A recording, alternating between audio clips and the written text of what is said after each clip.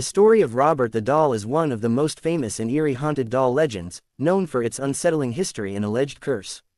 Robert the Doll is currently housed at the Fort East Martello Museum in Key West, Florida, and has fascinated people for over a century.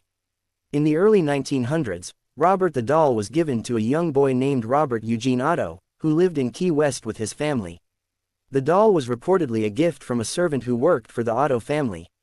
According to some versions of the story, the servant practiced voodoo and gave the doll to Robert as a form of revenge for mistreatment. The doll was about 40 inches tall, dressed in a sailor suit, and looked remarkably lifelike. Young Robert, who went by his middle name, Gene, was immediately attached to the doll, naming it after himself, Robert. Gene treated the doll as if it were alive, talking to it, playing with it, and even having conversations with it. The family and visitors reported hearing Gene talking to the doll in his room, and sometimes, they claimed they could hear a deep voice responding, which wasn't Gene's.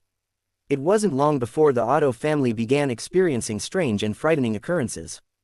Gene's parents would often hear him screaming in the middle of the night, only to find his room in disarray, with furniture overturned and objects scattered around. When they asked Gene what happened, he would always reply, "Robert did it." Neighbors claimed to have seen Robert the doll moving from window to window when the family was away, and Gene himself claimed that the doll would move on its own. At one point, Gene's parents grew so concerned that they locked the doll in the attic. However, even in the attic, the doll seemed to cause disturbances. Visitors would hear footsteps, laughter, and strange noises coming from the attic, even though no one was supposed to be there. Gene grew up, moved away, and became an artist, but after his parents passed away, he returned to live in his childhood home with his wife, Anne. To her dismay, Gene insisted on retrieving Robert the doll from the attic and giving it a special room in their house. Gene treated the doll as a companion, taking it everywhere and even making a spot for it in the bedroom. Anne was uncomfortable with the doll and felt it was exerting a strange influence on her husband. Over time, Gene's behavior became more erratic, and once again, he blamed many of the odd occurrences in the house on Robert. Visitors to the home also reported that the doll's expression would change, as though it was aware of what was happening around it. After Gene's death in 1974, the house was sold, and the new owners discovered Robert the doll still in the home.